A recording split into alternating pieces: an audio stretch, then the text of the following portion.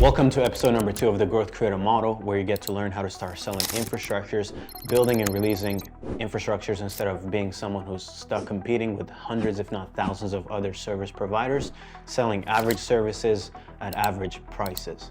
In today's episode, I'm going to be focusing on the second most important lever to pull in your business other than having a really amazing offer, okay? If you missed episode 1, where I walk you through how to build your build and release offer, then I'm going to ask you to join the Natural Born Leader community, where you're going to be able to access the 178-page doc, framework, and methodology around building the infrastructure that you should sell, and as well as get to access my Q&As and as well as the top performing build and release offers. You can find the link in the comments below. Now, why am I going to be covering the importance of earning and owning attention? When I was scaling my agency and my consultancy back in 2021, I did numbers that I didn't expect to be able to do at the size of the company. I had 12 employees. I was spending no money on ads, and in December I did over $600,000 in a single month. And after analyzing what was going on in the marketplace and looking at other people's numbers, I realized that the people who were doing 600 grand a month were spending $200,000 and more on paid ads. And I couldn't understand how I was able to do it with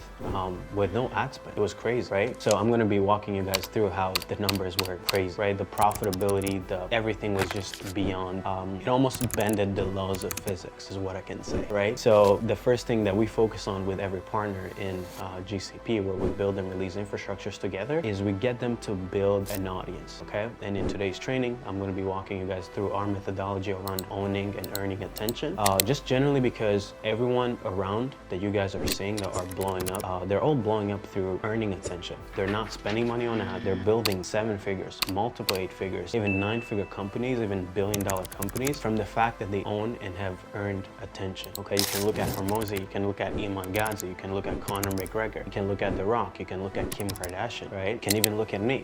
So in today's video, we're going to be breaking down how to earn and own attention. Not necessarily because it allows you to get crazy numbers of revenue without necessarily expending a lot of energy and money, but because it also reduces the risk of relying on one acquisition channel, okay? If you guys have ever learned anything about investing and value investing and enterprise value, a company is only as valuable as the sustainability, as its ability to sustain over the long haul. When you own attention, if Meta decides to disable your ad account, if Alphabet, Google, YouTube decides to stop you from advertising, you can still survive because you have done the same thing that they have done. It's just that you don't necessarily have 3 billion users on your platform, but you have thousands, hundreds of thousands, if not millions. The thing I want you guys to understand is that when you get to own an audience, it's almost like you become your own platform. You become your own Facebook, you become your own Twitter, you become your own YouTube, okay? And instead of paying someone else for that attention, you own that attention, okay? So if you guys watch this training and don't end up focusing on owning attention, earning it and owning it, then you did not learn today's lesson. It has changed my life, probably one of the most important things after my ability to create really great offers for the marketplace.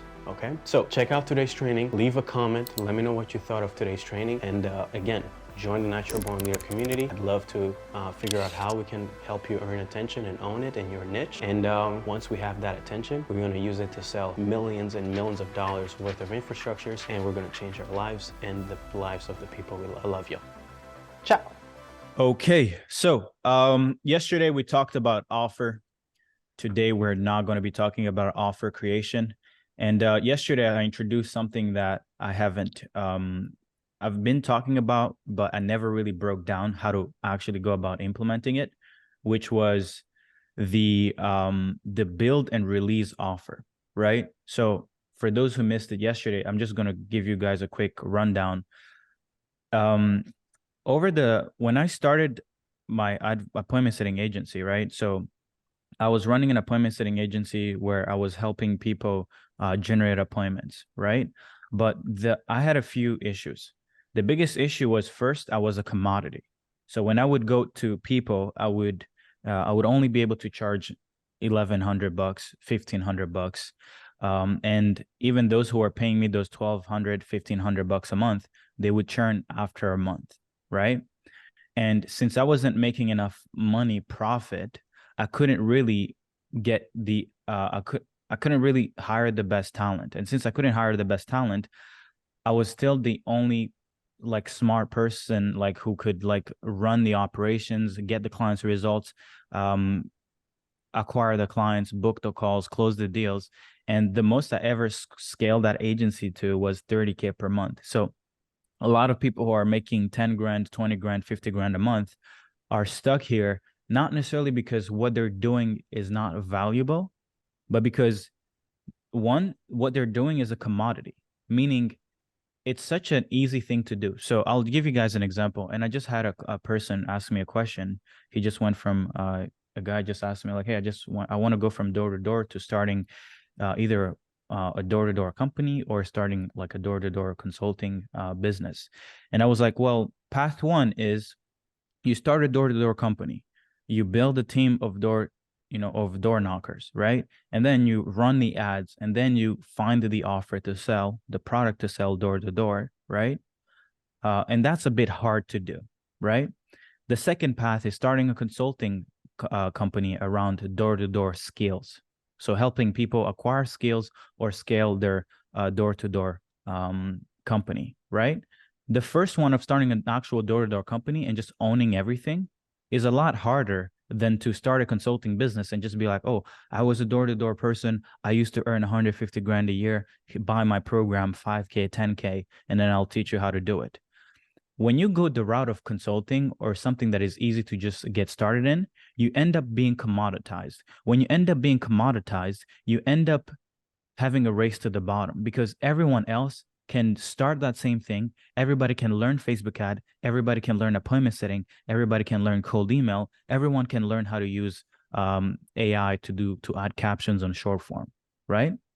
So the thing I covered yesterday was how do you stop being an average entrepreneur who has a skill that is okay, it's so and so, like the only thing someone needs to do to compete with you is to go buy a course or to watch someone's free content, to check out Hormozy's free book, and they can literally run the same business as you. You want to stop being that.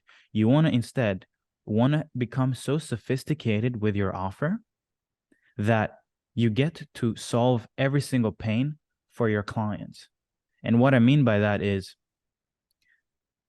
when you own, I mean, I don't want to go too deep in that, but I just need to cover this a little bit because it's super important. You need to solve the whole gap. You need to solve the offer. You need to solve the attention. You need to solve getting the data. You need to solve follow-ups. You need to solve closing for clients with a build and release offer, right? And this me changing to a build and release offer took me from charging $1,250 to $1,500 to people paying, $5,000, $8,000, $10,000, $15,000 up front. And what this allowed me to do, well, it allowed me to deliver all the solutions that my clients needed. So I had a build and release offer. I could charge high ticket. I hired better talent. The better talent helped me get my clients better results faster. And since I got results faster for clients, they were willing to buy more stuff from me, right? If you have a client who you don't get results for, you're never going to get more money from that person. And that means that you have no compounding effect in your organization. So all you're doing is you're just running twice as hard, as fast every month, only to stay in the same position because last month's effort don't lead to more effort today, right? So one of the rules that I set for myself is I never want to do one thing. I never want to do anything that isn't going to feed me, my team, my family for the next 100 years, right? So if you're only just churning through people, clients, you don't get it, okay? So rule number one, let's build something where the retention is there so that we can compound every effort. Cool. Today, I want to talk about this. I think is going to be super exciting. And I'll explain why I want to go over it before I go over client acquisition, okay? So how I accidentally made $1 million in 90 days with 6,000 subs.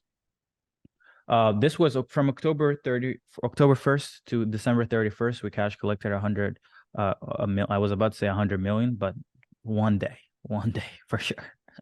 But I'll quit before we try to collect 100 million, to be honest. I'm not really I'm not running around that money like that. Okay, cool. So $1 million, 90 days. The previous quarter we had done $500,000. So we did the same amount and added, so we doubled revenue essentially quarter to quarter, right? Today's session will be the most important one, the one that will act as a multiplier for anything you do moving forward. Why? Well, let me share you guys something interesting. Let me tell you what was weird about making $1 million in 90 days, 20 months after making my first 10K month, right? So for those who don't know, my first 10K month was actually in January of 2021.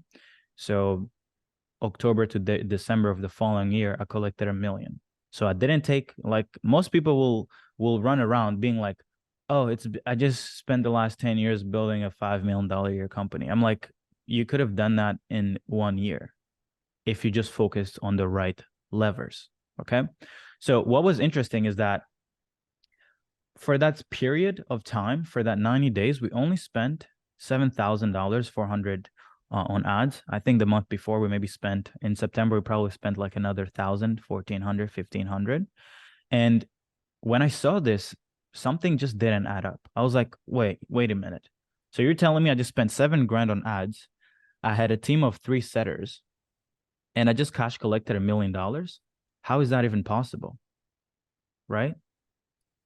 Well, the truth is, it is not. It's not. I mean, it's not. I mean, unless you're selling like jets, you're not going to spend $7,000 on a service-based business and make $1 million. It does not make any sense, right? And this is the topic of today's call. Because I can try to go and talk to you guys about, oh, this is how you get lead costs down. This is how you get appointments. But it's like all that is just bullshit. That's just like, it's like if you can stack levers, that's like, okay, that's leveraged, but there's a different level of leverage. And this is the type of leverage that I want to talk to you guys about, right? And today I'm going to also invite Mario Gonzalez, who essentially, Mario, can we get Mario to unmute himself real quick? I want to know, Mario, when did you quit your job? Your management job, manager job? Okay, now you can unmute There you yourself. go. There you go. Now I can unmute myself. Hey, what's up, guys? Yeah, so I quit my job total. It was last June when I officially just left the role. And so before that, you were just like everybody else going through courses, trying to start agencies, things like that, right? But guys, let me show you guys this one thing. So Mario quit his job last year, 2022, June. I mean, you were doing well. I think your job, you were earning almost 6 figures, right? Exactly. So it's not like you were dying, but Mario, like everybody else, just felt like he deserved more. And this is the thing. So he went from a 100K a year job. He quit that job, right? Courageous as fuck. Quitting a 6-figure job is fucking insane, in my opinion. And then look at what happened this year. So he quit June. In December of that same year, he joined $500,000 program, and whatever but the goal is not for me to talk about the program. For me, I just want to talk about the leverage. Okay. So he quit his job, 6 figures a year. And then that same year, he did 10K a month. So he was able to hit his first 10K a month. He started first with his short form content agency back when we were kind of like pushing the content offer. And by the way, I have a new content model, build and release offer that I'm going to be pushing in the next few months. This is going to be crazy. But anyway, check this out. And then a few months ago, he made this post in the community and in the group that he just had an 18K week. And I was like, come on, what the fuck? How is this possible? Right? And then he ended up joining Growth Creator Program. And I asked him, hey, what is your current bottleneck and where are you at revenue? And he said that he's at $60,000 in revenue a month. Okay. Quits a 6-figure job last year, June, summer. By the following summer, he's making 60K a month. Are you guys kidding me? It doesn't make sense. Okay. No matter how you position it, you could try to say, oh, it's better lead gen, it's better this, it's better that, it's better offer. No, it's none of that. It's what we're about to talk about today, right? And it's about acquiring users. It's about audience creation. Okay. Everything else, nothing else matters until we cover this. Okay. And then Mario, I'm gonna kind of like get you in after I present the following thing. Okay. So let's get into it. The main mechanism that led to this type of outcome is leverage, and a lot of fucking leverage, right? This mechanism I'm about to share with you is the one lever that if you can pull, you'll transcend the world of business and of utility. What do I mean by utility? Everybody who does the following: cuts grass, runs ads, cuts hairs, built this light ahead of my on top of my head, who made this mic, who made me this coffee, right? Are all selling utility. It's something convenient. It's something that I need. They're just selling, give me the thing that I want, right? Like it's not, I can't go to the coffee shop and they say, oh, it's a $10,000 coffee. I'll be like, what? Hell no, I'm not buying that shit. Because utility, you can only charge so much when you're just a utility service provider, right? You need to transcend being a utility. How do you transcend being a utility? I'll show you guys. You need to technically become like a superstar of a specific industry, okay? And I'm about to walk you guys this before and after Lucy chart. By the way, for those who got the VIP ticket, you guys will be getting access to the doc. We're just working on the actual thing, so don't worry about not having it right now. Okay, so let me show you guys this one, and this one is going to be super sick. I hope so. All right, so let me present to you guys these people, right? I'm gonna zoom in even more. So we have Hormozy. Went from sleeping on the gym floor. He acquired great marketing skills. He acquired ways to build a team. He acquired a little small audience, right? He was creating content in his Facebook group, and he was able to build a 100K a month, even to up to a $4 million a month business. From what? Generally from just being a great advertiser, a great business builder. He understood business models. He understood business leverage. He understood a lot of things, right? But all he was really focusing on was he took the limited amount of time he had to become smart and to work on the business. You know, maybe he did ads here, right? Instead of doing outreach. He did do some outreach, you know, combination of, you know, ads and outreach. But this is just a symbol of effort, okay? And he put some money and he used a little bit of skills around creating offers, being good at client acquisition, being good at fulfillment. And he was able to essentially leverage himself out. I'll show you guys. I'll take this drawing.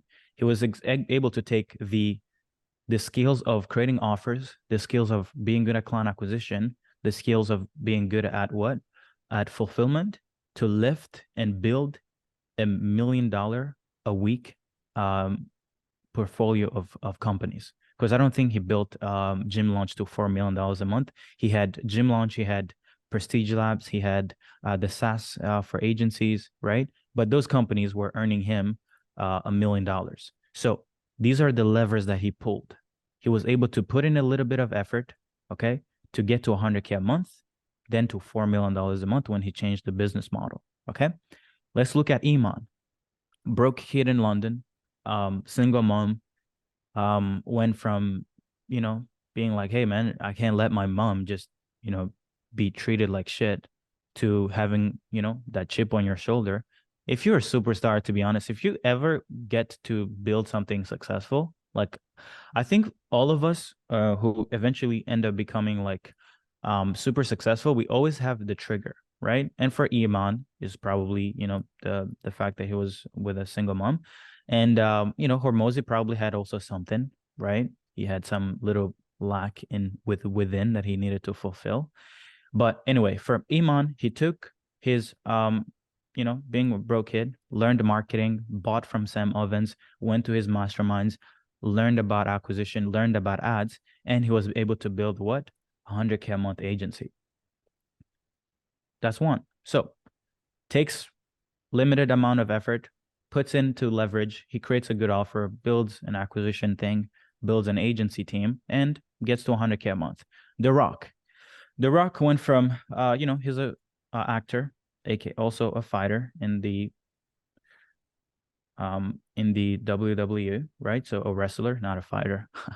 So he went from being a good actor to wrestler and he built a great career as a movie actor, right? So, and he was making like tens of millions of dollars a year with a net worth of 300 million, okay, after 20 years of work. So 2 decades of work, and he was able to build like a, multiple 9-figure wealth thing.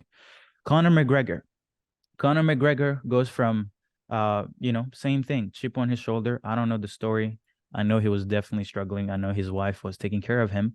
He becomes a great fighter, earns around 25 mil in his whole career in UFC before the transition that I'm about to show you guys. Okay. So 25 mil after like a bunch of fights. Kim Kardashian, she was funny enough, Kim K was actually pretty, a lot of people just think she's not smart, but she was actually pretty smart. She actually started building e-commerce stores on eBay, and she was selling expensive products. So she would take luxury items, put them on eBay, and resell them. The money she was making are unimportant. Like, we don't even need to talk about that, okay? And then you have this guy in his basement.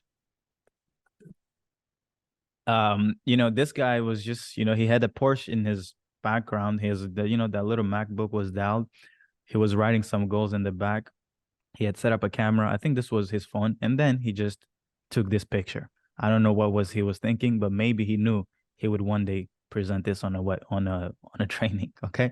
And then, he mastered appointment setting, became a pretty good marketer, became a pretty good growth consultant. He understood how to get leads, how to get appointments, how to set up a VSL funnel. He understood blah, blah, blah, blah, blah. Okay.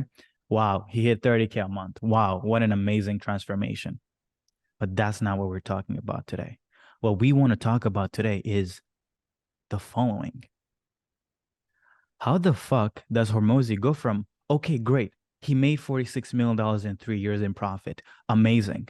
But how the fuck do you explain that he just built a $200 million portfolio of companies in 2 fucking years? I don't fucking get it. Let's go on Iman. How the fuck does Iman go from a broke kid building an agency to 100K a month to owning more watches than the watch god? Like, how do you explain a 23-year-old kid, okay, buying a Rolls Royce, like I don't know if he bought a Phantom, and then he buys a Ferrari for his girlfriend, and then he buys a $4 million home for his mom, and then he buys a new GT3 Porsche, my twin. I have to now Iman, I think I like him now. I like him. I mean, I've always liked him, but now I like him even more. But how do you guys explain that this guy is now making like multiple 7 figures every month in 3 years? It doesn't make any sense. It doesn't add up. Like, okay, cool. Great job. Like, okay, maybe he knew how to build an e-commerce agency, but that does not relate to the fact that he's now making multiple, like 30 million, 40 million. I mean, I don't know how much money he makes, but I know like whenever they release like their programs, they literally like make like $1 million a day. Right? Now let's go at The Rock. How does The Rock go from, okay, great, he's worth 300 mil, but how the fuck does he go from 300 mil to being worth $1 billion in 2 years? How? It does not add up. Okay? He owns 30% of Terramana, right? Which is the tequila brand, which has a valuation of 3.2 bill, right? How? It does not make any sense.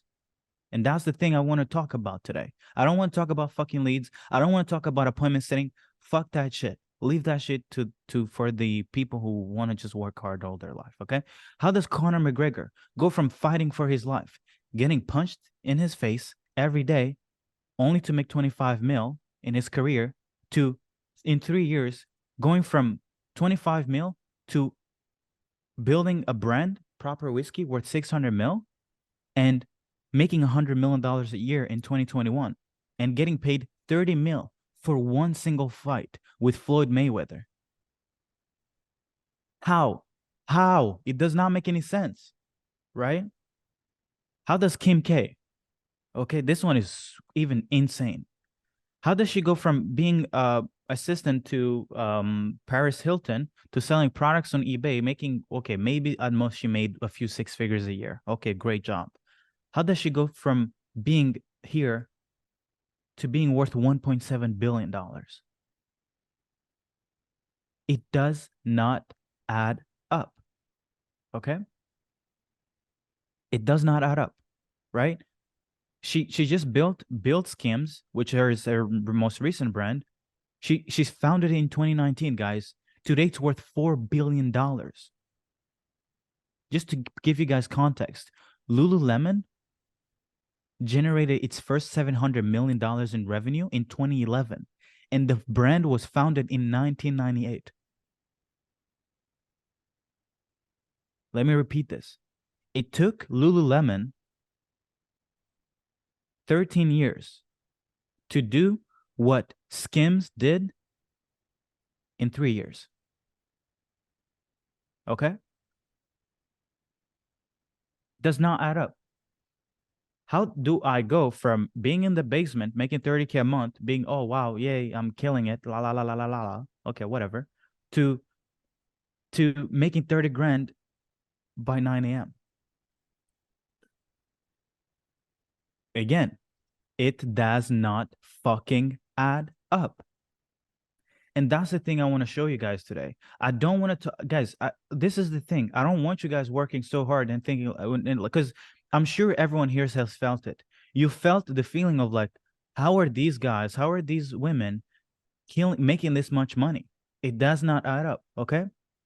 And these are the anomalies we need to study. We don't want to study how you got 10% decrease on ads, okay? That's great, but there is bigger games to play. And today, I want to talk about how do you go from being a smart person who has a great offer. Maybe you have build and release offer. Maybe you're going to implement the client acquisition stuff I'm going to talk about tomorrow. And maybe you're going to implement the fulfillment structure I'm going to talk about on Thursday, right?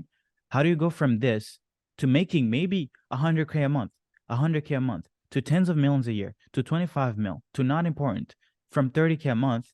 How do you go from this to implementing two things that are going to change your life, which is audience and products with zero marginal cost of replication, or as near as possible to zero marginal cost of replication?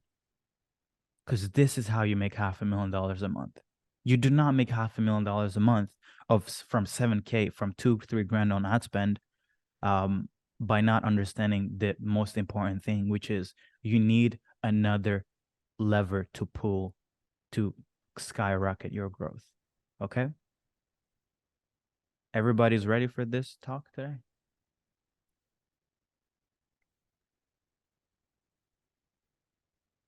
Cool. Okay, 1 second. I have cool. So one of my friend Justin is going to be joining. So I'm going to also get him to kind of like introduce himself and talk about the transformation that he got. But while we wait, let's just go over the actual thing. Okay, so let's go. So the before and after state breaks down a few of the most, popular figures, like I just showed you guys, right? But my goal is to show you what type of impact this new form of leverage can have in your business without you needing to work any harder. And that's why I wanted to add today's topic before I go over into the technicalities of building client acquisition stuff and fulfillment, because you can do those things, but until you pull this lever, you're not going to be able to experience the type of scale that all these people have achieved. Okay, so let me try to make it clear. They are smart. Okay, I'm not taking away from Hormozy. I'm not taking away from Iman. I'm not taking away from The Rock. But what I'm saying is, there are probably people smarter at business than Hormozy. There are people who are smarter than Iman at marketing and building a course around how to build an agency. Okay, guys, Iman only scaled it to 100K a month. Okay, so he's not necessarily going to teach you like how to make $1 billion. Okay, The Rock, there's probably people in better shape physically. there are probably better actors.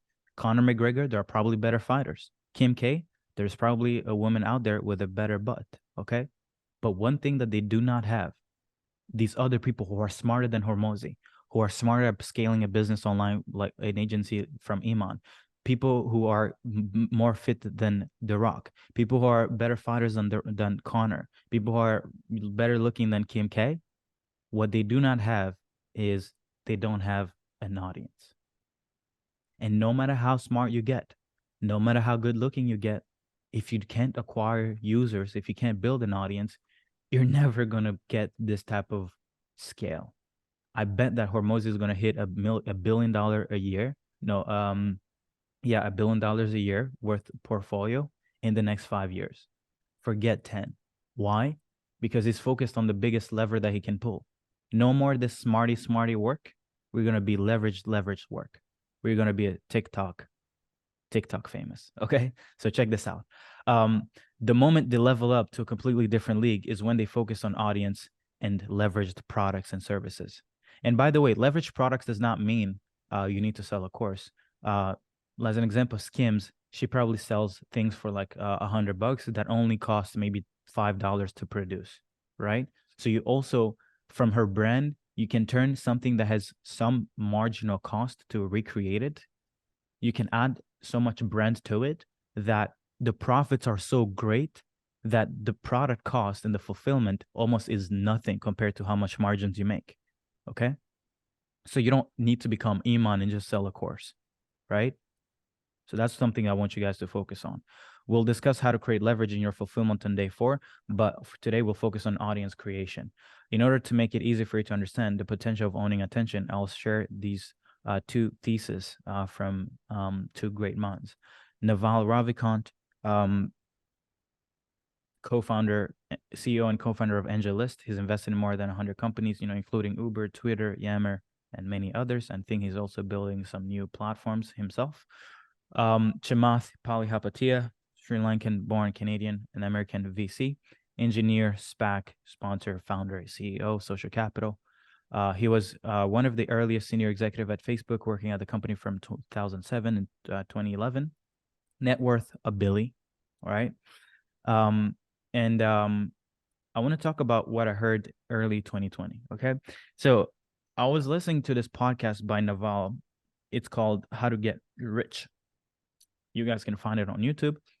And he said that the new fortunes, the path of wealth creation is accessing permissionless leverage and specific insight, right? And that if you combine permissionless leverage and specific insights, you create a money-making machine, okay? Or you become a money-making machine. Permissionless leverage are content, media, and code, okay? And unique skill set and unique insights are things like, maybe you've seen me break down the growth thesis. Now you know how to implement it. Maybe you know how to do appointment setting and team and sales team building. Maybe you know how to build sales letters. Maybe you know how to build ads. Maybe you know how to do funnel creation. Maybe you know how to run operations. Maybe you know how to design client journeys. Okay. Maybe you know how to acquire talent, etc. And of course, when you add your story to these skills, it adds a uniqueness to your unique insights into your unique skill, right? And he tweeted this. He said that code and media are permissionless leverage. They're the leverage behind the newly rich. You can create a software and media that works for you while you sleep.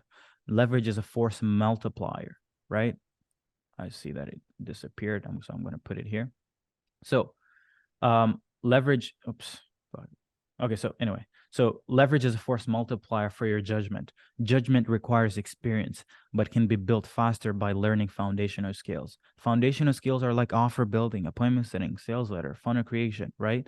And once you have leverage, especially this code and media type of leverage, you experience these type of growth, right? So I showed you guys yesterday that, I was born in Rwanda, right? Just a little good old me. In Rwanda, I was not a billionaire back then. My family was not making 100 million. And I came to Canada, and every night I would write down my goals. I think you guys should start writing down your goals. Business owner by 21, best shape of my life, 10K in cash, right? I have the possibility to work 7/24 or 24/7. Great wifey. I still haven't found a wife. It's a bit hard, but we can talk about that on another day. Healthy, appreciative of my family, big think, big risk, big rewards, right? And I went from writing my goals down in 2019 to January 2021, making my first 10K a month, right? And also making my first client in 2020. And to essentially end of 2022, having $1 million in cash, making 100 grand a week, right? 327 grand in deposit from revenue, right? Like imagine on Monday you get 95 grand in your bank account, and the following Monday you get over 300 grand in the bank account, and then the following Monday you get another 100 grand, right? Most neurosurgeons will literally go to school for 9 years to be able to make this every year. Most doctors, right? And today we're talking about how can you skip being a doctor and make a doctor salary on a Monday, right? Or lawyers or whoever it is you want to talk about, right? And guys, I made my first 10K the year before, January, okay? So how do I go from here, making my first 10K a month, I'm not the smartest entrepreneur, to the following year, I'm making like 300 grand on a Monday, right? Because I understood the importance of not just being just a marketer. I understood the importance of accessing leverage. The old fortunes were made with permissioned leverage, which is capital. So if you have a lot of money, you have access to leverage, right? So this is what big hedge fund people do. So they'll take your money, they'll invest it, they'll manage your money.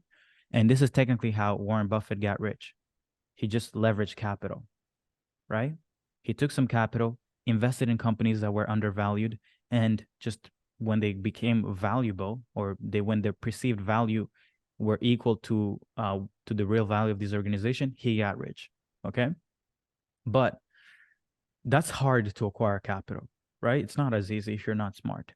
Labor, same thing. Imagine you have a real estate construction company. Well, you're going to need 100 people to build that building, right? Fortunes require leverage. Business leverage comes from capital, people, and products with no marginal cost of replication. Okay. And you guys need this, right? And I want to know if Justin is Justin here already? Justin, if you're here, you can just anyway, if Justin gets here on the team, someone on the team, please unmute yourself and just let me know, okay? Sure. Perfect. All right, cool. Now let's go a layer deeper and share undeniable proof of the potential of acquiring attention. I'm going to talk about tech companies, okay? So first wave is, I'm going to go through these waves. So on Chamath, who's worth $1 billion, by the way, was asked on Lex Friedman's podcast what he would do if he was to start another social media app, as an example, right? He said, I wouldn't focus on, he said, no, it's not, I wouldn't. He said, I would focus on the content creator side of things because I believe that's where the puck is going. Why? And he was asked why. And he broke down the 3 waves of how trillions in enterprise value has been created over the last 20 years. Okay, so I'm going to show you guys the following waves. The first wave was Google. Okay, how did Google create $1 trillion worth of value? By the way, Google is worth 1.6 trillion. Apple is worth 2.6 trillion. That's more money than you can spend even if you were how can I say it? Okay, so there's no point in me trying to put in context to what $1 trillion is. So let's just forget it. It's almost like it's so much money that it becomes fake money. Okay, so check this out. The way that they did it is they created a platform and they scaled them. Okay, how did they scale it? They gave away the platform away for free. So as an example, Google took all the knowledge of the world and put it on Google search. So any person who had internet could literally just go on Google. Hey, what does scale a business mean in Spanish? And you could have this translation there. How did Google create value? You could have the answer. Like you could literally have the answer to every question on Google, and that's super valuable. But they gave it away for free. And then from giving it away for free, they ended up creating $1 trillion worth and more worth of value. How did Apple do it? Same thing. They created platforms. What you can really think of, platform does not necessarily mean like a SaaS or an app. It can also be an iPhone, an actual product. Okay. And then, so everything, if you really think about it, how they all did it is they all attracted billions of monthly users. Okay. So all they did is, I'm going to create something valuable. I'm going to try to give it away as close to free as possible. And I'm going to attract the users. Right. And then, of course, they monetized it on the back end, selling ads, selling other things, but it doesn't matter. But the first thing is they attracted a lot of attention. The second wave is essentially an atomized version of these first companies, who are Facebook, TikTok, Snapchat, Twitter, or X today. If you really think about it, the same thing they did here is the same thing these guys did. They created a social network. They created apps, right? The same value was created, trillions in worth in enterprise value. Meta at some point was worth $1 trillion. Today, they're a bit under that. But how did they do it? They gave away the platform for free, and then they acquired billions of monthly users. Same thing, okay? Now, if everyone who gives away something for free and acquires attention ends up creating trillions of dollars worth of value, and the apps also do it, well, what do you guys think about happens when content creators do the same thing? Exactly the same fucking thing happens. You curate newsfeed. You curate YouTube videos. You curate insights on YouTube. You curate news insights in your Facebook group. You create insights on your Instagram. You curate whatever. You entertain people, right? And you give it away for free. What ends up happening is you get, if you're like Mr. Beast, hundreds and hundreds of millions of subscribers every and hundreds of millions of views every month. And what will eventually happen if Mr. Beast ends up being an actual great, if he can build great monetization funnels, well, he could potentially create $1 trillion company. Maybe not $1 trillion, but easily $1 billion. Okay. Why? Because he's just an atomized version of Google when it comes to attention to entertainment. He's just an atomized version of Facebook or TikTok, right? So the underlying here thing is you need, or really what everyone here is becoming, which I did end up sharing in the growth thesis, is that everyone here that I just showed you guys, let's go back to here. All they did was acquire what? The thing that here is maybe he's, he has a few thousand subs. Now he has 3 million subs. Boom, multiple 8 figures. This guy goes from being a great marketer with probably not big of an audience, a few thousand people who know him. Now he gets to what? 1 mil plus audience. And now he builds a $200 million portfolio. These guys have hundreds of millions of followers or less, more or less. Kim K, some of the most followed people on the planet, right? And what they're doing is essentially the same thing that the Google and the Apples did. They acquired a bunch of attention, users, okay? So, and that's what I ended up sharing. If you guys did see in the growth thesis, if you guys did not see the growth thesis, I ended up just breaking down the importance of going and not just focusing on being someone who just gets a lot of attention to try to close people on a sales call, but just focusing on getting the attention, owning the attention, educating people, and then converting the people afterwards, okay? You need to be collecting data, okay? Cool. Is Justin here? Not that I'm aware of. No, No? not yet. I messaged Not him. yet. Okay, cool. If he's here, it's cool. Just let me know. All right, perfect. So this is what ends up led me to creating the Worth thesis, because I realized that the goal isn't to just try to convert people right away. It's to actually own their attention and to get a lot more attention and to own that attention. And another thing that makes this case even more important is data darkness. Okay. A last insight, making becoming a growth creator more important than ever today, is a few years ago, Facebook would normally track everything about everyone. If you had, let's say, a widget to sell, you could easily find the best audience to advertise your product to. Today, it's a completely different story because of the new privacy and cookie policies. Okay. You can't track much unless people opt in. I'm sure everyone here has seen, if you have an iPhone, that every time you're about to download an app, it will ask you, hey, do you want to allow Facebook to, track your activity across other companies, apps, and websites? A lot of people will probably do, not allow. Okay.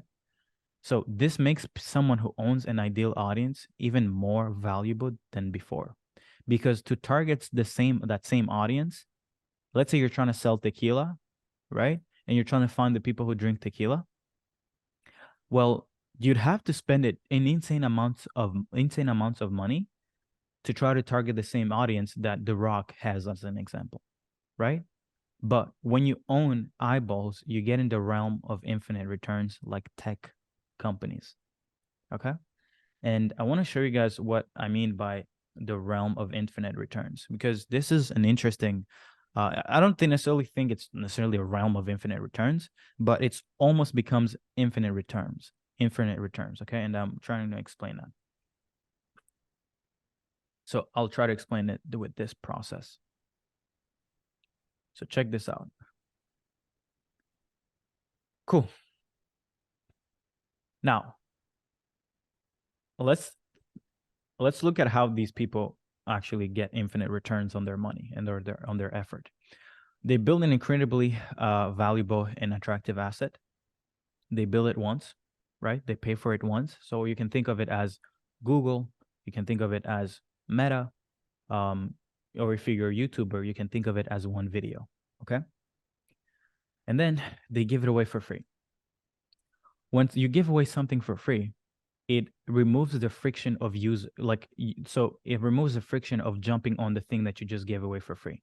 A lot of people who sell, as an example, the reason why I'm not selling today's information, the reason why I didn't ask you guys to pay me is because I don't actually care about you guys paying, right?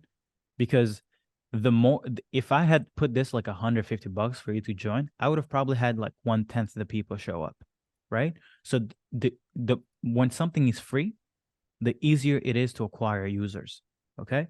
So you guys can think of a Google search. It's free. Everyone use it. So it removes the friction of usage. Facebook, it's free. Gives ease of jumping on the platform. Now, what ends up happening is the following. And this is something that I want you guys to understand. When a user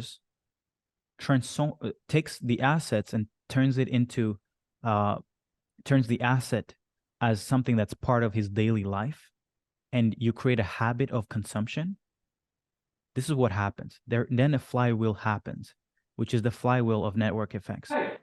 The more people who are using it, right? More people start sharing it. And then more people start doing what?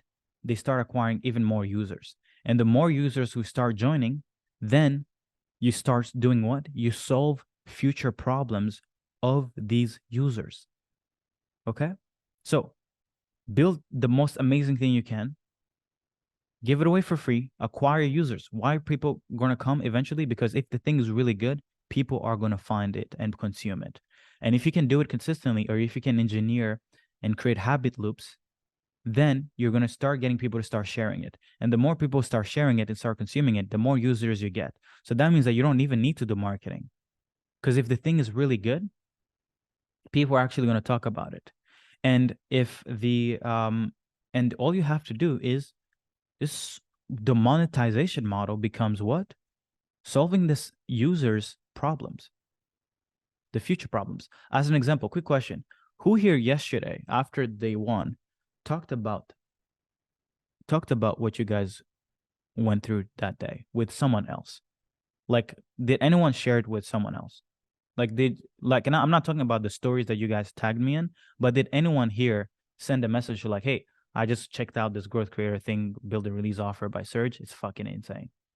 In the chat, can you guys give me some feedback? Who shared it with someone else? With your team? No? Yes. Yes, my dad. Okay, cool. Does my mom come? Yeah, 100%, for sure. Yes, yes. My brother, my dad as well. My team partner, friends. I did, yeah. Friend who's I did with a friend. Fuck yes. Business partner, dad. Okay, friend, dog. Okay, cool. So you guys see, it's like if something is good enough, I don't have to market it. You guys will market it for me. Okay. But what I want to show you guys is the following. When Google did it, right, they gave away search for free. But I'm going to show you their monetization funnel. So the way that Google monetized their users is the following. They gave away things for free, and people started doing a lot of searches. Searches like how to get leads for my cleaning business. So imagine someone goes on Google and looks up how to get my leads for my cleaning business. Well, Google is not going to monetize people who are doing the searches. Instead, they're going to sell the intent to someone who solves that problem. As an example, in this case, it would be lead gen agencies pay Google to share their solution to each seeker. So if I was to go, hey, how to get leads for my cleaning business,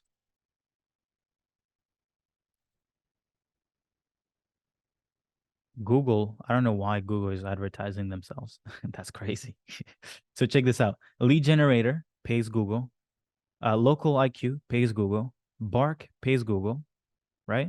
And I think at the bottom too, you'll get other advertisers. TikTok is paying Google too, right? So this is how Google makes, let's look at revenue for Google. In the most recent $279 billion. So doing this exact thing, Google made what? 279 billion in 1 year, right? Try to make 279 billion by being a lead gen agency. You will never do it. You will never, right? So the thing is at some point, if you can leverage yourself to just focus on acquiring users, you don't even need to serve these users. You just need to find someone who's willing to pay to serve the users, okay? How did Meta do it? Meta just gave away the community, and then the community recommends specific interest automatically to increase value, meaning the platform, the AI. And then the more communities get created, well, then someone who is selling baby product, right? An e-commerce brand of baby products will need to be like, hey, I have this baby product thing. I need people who are, who are just like new mothers, right? I need an audience of mothers who just had new babies. And then Meta will do that. What? They'll sell the users. And then the more all Facebook has to worry about, all Meta has to focus on is how can we make the platform so good that more communities jump on here, right? And then another good case study about this is this guy, Derek More Plates More Dates, just a YouTuber, regular good old, he does fitness, he has good shoulders. He built a YouTube channel to 1.9 million subs, and then he has his way of acquiring data, right, from his list. And then, but what's even more intriguing is the fact that he makes $6 to $8 million a month in revenue from all the brands that he owns or is partnered up in, right? Guys, who here thinks they can get better leads faster than Derek?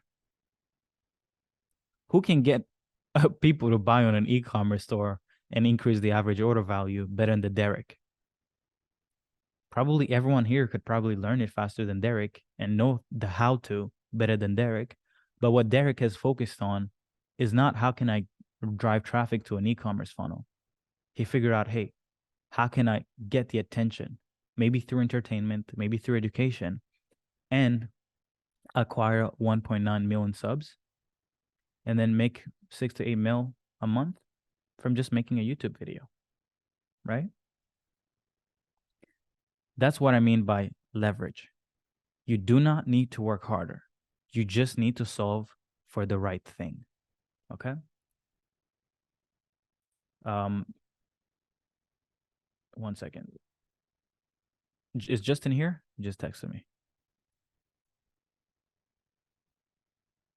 No, not yet. Okay, cool. Just send him the link, right? Now, let's go back to here. I think Justin is going to join shortly.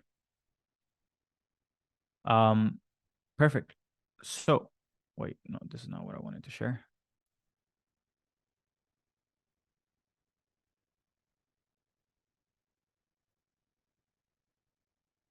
Where is it? Cool. Okay, cool. So Justin is going to join after, right? So essentially, what I wanted to show you guys is that once you've gotten the user, right, what happens is you don't need to market anymore. And what happens is you can still monetize infinitely the same user. So as an example, for Facebook, they have like almost 3 billion active users, I think over that. They've already acquired the 3 billion users. So they don't need to keep paying to acquire us. They've already acquired us. They've got us hooked to Instagram, to Shorts, to whatever platform that is, right? But they keep making money on our eyeballs day after day. So what ends up happening is, even if Facebook spent 100 billions building Facebook, right? They're still making like 30 bill a quarter, 30 billions a quarter forever. Well, not forever, right? But this is what I mean by like the cost to build an audience versus a monetization model of that audience, of that user, is infinite. And that's why the issue with most marketers is they'll be like, oh, I'm about to do cold email. For me, when I see a lot of marketers, especially outbound people who sell growth services, they're like, hey, I can get you 15 DM ads, or 15 leads, 15 calls from DM ads. I can get you 15 calls from cold outreach on email. I can get you setters to do this. I'm like, okay, so what? Okay, so what? You want me to keep spending money? You want me to keep sending cold emails every day? You want me to make this and that? No. Why don't you just help me get the people that you're sending thousands and thousands of cold emails to pay attention to me? So we never have to send cold emails ever again. Because if I'm just trying to pitch someone right away, they're not going to be interested in my thing. But what if we did cold email to acquire users instead of trying to convert? Why are we not trying to convert? Because I don't want 3% of people to buy. I don't want 3% of you guys to buy. I want the 297 people on this call to buy something. But before you buy, I want you guys to be bought into me and my brand and my thesis. And the only way I can do that is by giving you guys value up front. So the old thought process of direct response, I'm not saying you stop direct response. I'm just saying direct response is not $1 billion play. There are bigger games that are being played here in front of your eyes. So when you guys see these little posts of like, hey, I just got 100 new leads a day from DM ads or from IG shoutouts, be excited. Be like, oh, wow, interesting concept. I can do it. Hey, here's money. Try it. But I want you guys to not be sold into thinking that IG shoutouts are going to make you 100 million. Okay? There is no there's not much leverage in IG shoutouts. Okay? Or Facebook ad or whatever it is that you're doing. Okay, now how should you apply it? Before I start, I go over applying it. I want to share Mario. Are you still here?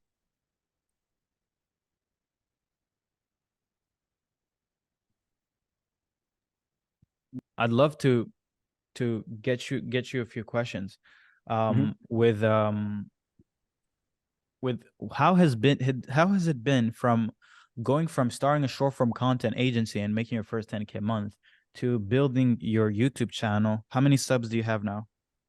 I just hit 800 this morning, and it's actually pretty funny. I turned on my other phone, and I found a screenshot of the beginning of this year, actually close to end of last year, December 20 something, and I only had 50 subscribers at that point. right? Wow. So it's been a very big journey, but I think I even mentioned it when we had like a bit of an interview on your channel, that I see a very big correlation. Whenever I pump out a lot of content one month, I'll reap the rewards of it the next month. You know, Mm. there's a very strong correlation between the audience and the trust that you get from the people that you speak on calls with, even the quality of the calls that you get on calls with. Yeah.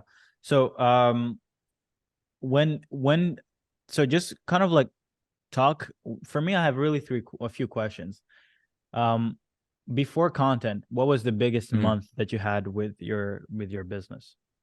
Yeah. So before content, I was sitting around at 3-4 thousand a month, give or take, right?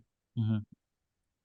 And then And after content, after I started ramping up, right, that's when I saw the 10K month. Because even if I was at 70 subscribers per month, I started leveraging it not just within mm-hmm.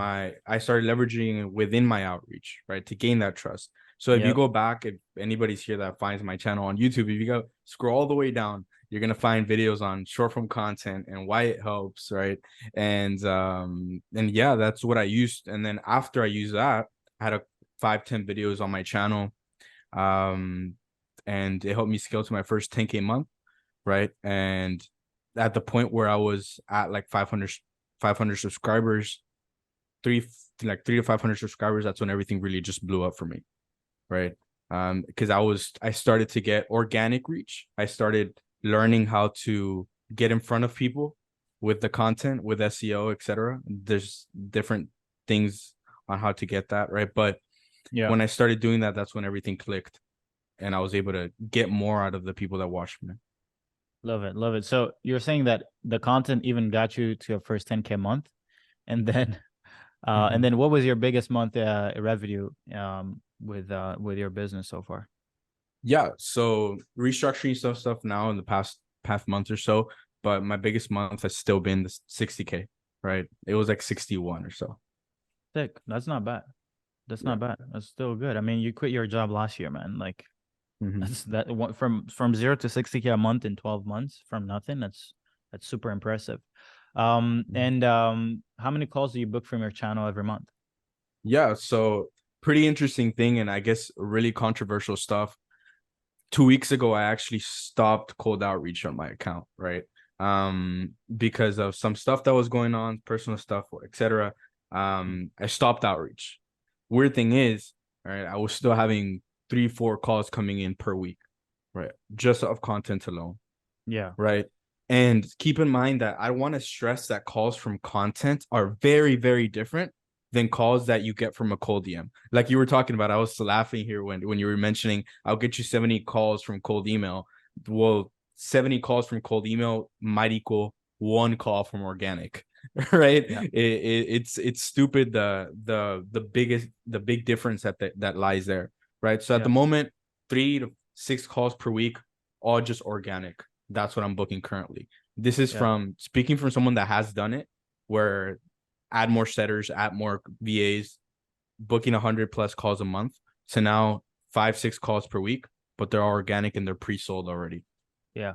So this is the point that I want to emphasize. Well, first of all, so as you guys just heard, the most he's ever kind of like scaled things like 3-4K a month before, because one of the things we do with when it comes to outreach, and I think this is the thing that I've kind of like a little bit done a little differently within my program, is that even though we were still an outbound heavy company, we weren't doing outbound to try to close people. We were doing outbound to try to have the most educated people. So as an example, we would go on e-commerce stores, literally their Instagram page, send 100 DMs. We would never be like, oh, we can help you increase your revenue or your your conversion rates on your website. No, we'd be like, hey, would you like to see a piece of content going over how you could like double your current conversion rates, or how you can get introduced to TikTok ads, or how you can introduce. So we would educate first, right? We would do that in every single niche. And the thing, what happens is, and I can share you guys with our numbers, I was doing the numbers on our company, right? So I compared cold outbound with people who are coming from inbound. So people who had consumed content before working with us. And For the cold outbound lead, let's say they would spend 2.5K with us upfront. The inbound lead would spend 5 to 7.5 upfront. If it took 3 weeks to close the cold outbound lead, it would take 1 week to close the inbound lead, right? So like literally the sales cycle is 1/3 outbound versus inbound, and cash collected is 2 to 3x. Now, we talked about leverage. Why would you spend time on something that only gives you 2.5K cash and that takes 3 weeks to close or 3 months to close? You wouldn't. If you did that, you would be choosing to be what? A dummy, because you're choosing to be unleveraged. So what do? You focus on never closing anyone who hasn't been educated by what? By you. Guys, I know everyone here is kind of like, you either help other companies grow or you want to grow your own business.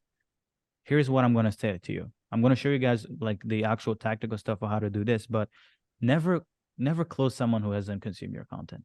Say no to that short-term money. It actually is going to be painful. Who here has closed someone from cold leads, let's say from cold emails or from cold Facebook ad, and had the most annoying, shittiest experience with a client and made it so that even the money they were paying you was not worth the headache? Who here who here has had that experience? Right? That's like, guys, for me, I would rather not make money than work with people who haven't been educated. It is literally that bad. Cold clients just come in, they don't respect you. They're like, no, I think you should do this. I'm like, shut the fuck up.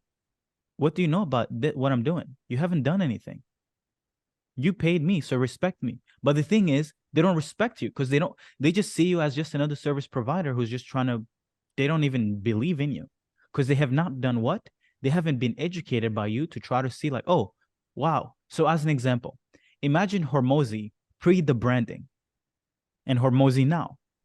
Imagine Hormozy reaches out to you and is like, hey, I can scale your gym. How are you going to perceive him? Even with all the knowledge he has. Because Hormozy is as smart as he was 3 years ago, right? But imagine if it does the cold pitch. Well, you're going to be like, oh, I don't know, whatever. You're actually going to ignore him. But if he messages you today, you're going to be like, hey, here's 30% of my company. Do you guys understand that level of leverage? The first Hormozy, you wouldn't even answer his cold DM. The second one, you'd be willing to give him equity in your organization.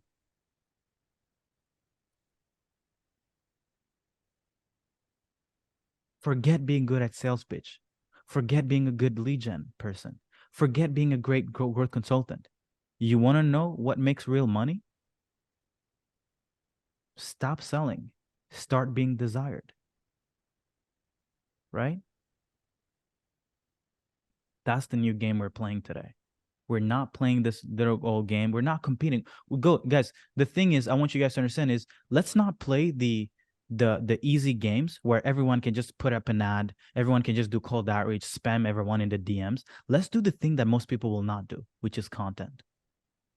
I just showed you guys that you get 3x more your money, 3 times shorter sales cycle. I'm sure that out of 300 people, out of 3,000 people who watch this video, maybe 1% will actually implement this exercise, this activity. And you know why? Because content is hard as fuck. It's not easy. So even though I'm giving it to hundreds and hundreds and thousands of people, not everyone, most people will not even implement. So this is still the biggest lever to pull over anything else that you can do, right? So who is Justin here? I think he's gonna join in a few minutes, right? Cool. But let's keep going. I want to go through implementation. Now, how can you apply it? Rule number 1, create a YouTube channel. I would even give you guys a break right now and we all create a YouTube channel together. Like, that's how bad I want you guys to create a YouTube channel. Let's literally flood the fuck out of YouTube. Like, let's all become YouTube. Like, guys, we're not gonna look up to Iman and be like, wow, he just bought a new car. We're gonna create a YouTube channel and we're gonna go buy a new car, okay? Because that's the only thing. The jet, he just went and looked at a jet. Guys, he sells information. He sells a course. And he's looking at $25-30 million jets. Grant Cardone has a $30-40 million jet. He's 63 years old. Iman is 23. That's 40 years worth of time saved. Why? Because he had a YouTube channel since maybe before he had I'm not gonna talk too much. I'm gonna try to give some stuff out of this thing, but I would love everyone if you guys could create a YouTube channel, okay? And how are you gonna do it? Here's the following steps. This is the only channel I'd focus on. Why? Because even though TikToks is great, I mean, guys, if you're good at TikToks, you're a TikToker, please go ahead. You're gonna get a great reach. But I would even do YouTube Shorts. But quick question: who here has used YouTube to look something up or to learn something in the past 24 hours? Who here has used YouTube in the last 24 hours? Just put it in the chat. I want to know how many people use YouTube in the last 24. I personally have used it. Right? Perfect. So everyone uses that thing. Cool. So the traffic is there. Now, it's hard to grow and it's hard to shoot long form content unless you know what you're talking about, which means that it's going to be less competitive. So even though I'm telling you guys to go ahead and become YouTubers, I just know that most people will not actually do it. And even those who do it, who don't have experience, who don't have knowledge, who don't join every day of the challenge, well, if you go on YouTube and you start talking about dumb stuff that have no, like, that isn't really good content, that has no value, well, people will just look at it and be like, what the hell? This doesn't make any sense. So you better actually become smart before you go on YouTube, try to like talk and stuff about stuff that doesn't make any sense, okay? But when you do pull it off, when you have a few hundred subs on YouTube, when you have a few thousand subs on YouTube, it literally gives you type of status that people will just want to give you money for no reason. Okay. Now, more tactical stuff is make it niche specific, but topics can't be just specific to client acquisition. Okay. So what I mean by that is, let's say someone who's trying to do solar, who's targeting solar companies. What I would like you to do is brand yourself as all things solar, right? This will become an asset down the line, because if you become big enough, you could even start acquiring solar companies and just scale them by leveraging your brand and expertise.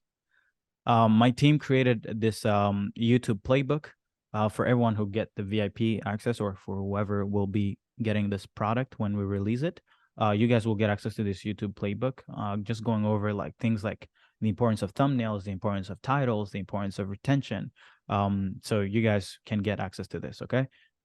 If you don't have the link to the thing, you can just buy it on the funnel like that you just did to opt in. My team can send the link in the chat, okay? Now, content structure. How to find your topics. Most people, okay, perfect. Before I go over the content structure, which is going to be good, Justin is here, and I want to just get him on to just share his experience. Justin, just for your camera. Okay, you're unmuted. Okay, perfect. Welcome. You want to kind of like introduce yourself? Yeah, let's do it. So for those of you that don't know me, my name is Justin. I'm the founder at paidadvertising.com. I run a marketing agency. I've essentially worked with Serge about a year and a half ago at this point. We've been friends for quite a bit. And, I spent about $10 million on ads on behalf of my clients, generated about $25 million in client revenue. And a lot of that is attributed to content. That's where a lot of our clients are coming from. And I think that's what we want to talk about today. Yeah. Should I be able to share a screen, by the way? Yeah. Let me see. Yeah, you can now. Yeah, I can. Perfect. Let's do it. Jerome, what's up? Josh, Victoria, Yenny, Ore, Irani. Nice to see all of you. Reg, what's up? Awesome. So basically, I wanted to talk about a little bit the importance of content, right? And what it did for me over the last couple of years. So I actually did a rundown this morning of our acquisition methods and what is working best right now for me. Since 2022, over 25 to 40% of our customers have actually came from content, and 25% was actually in 2022. This year, it's actually getting much closer to 50%. It's 1 out of 2 customers that is coming through our agency's doors is coming straight from content. And I want to talk about a little bit more about how I come up with content ideas, and also how you guys can do that too. And kind of the story also on when did I start making content and when does it make sense for you guys to start? Because overall, I think arguably speaking, when you first start an agency, the best way to get your first handful of customers will always be outbound. You don't have much money. You don't have necessarily that many videos nor any credibility. You need to start with outbound. But I view content as, I don't know if any of you like cooking, but imagine you're making it like a nice spaghetti, all right? You're starting to cook the pasta on the oven. But if you don't start cooking the sauce, you know, and then you're done with the pasta and you're like, oh fuck, you know, I've got this pasta now. I got to put it on the, you know, the heater. Then I got to start the sauce, and then I have to add it together. And it just kind of fucking like, it just slows you down. Whereas if you start cooking and then you kind of start everything together, then at some point, you know, you'll have a faster meal, I guess. This is the analogy I'm trying to make, which is the same thing with content. It's like you could start with outbound. You could grow an amazing agency with outbound.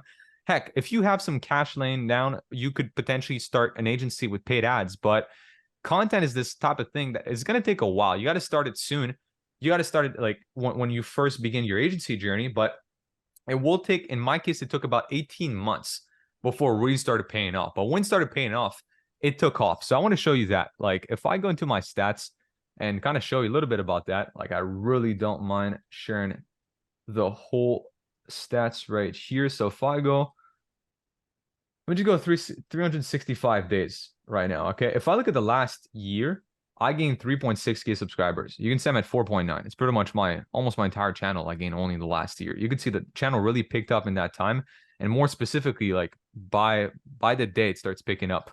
Right now we grew like 255% during that time period.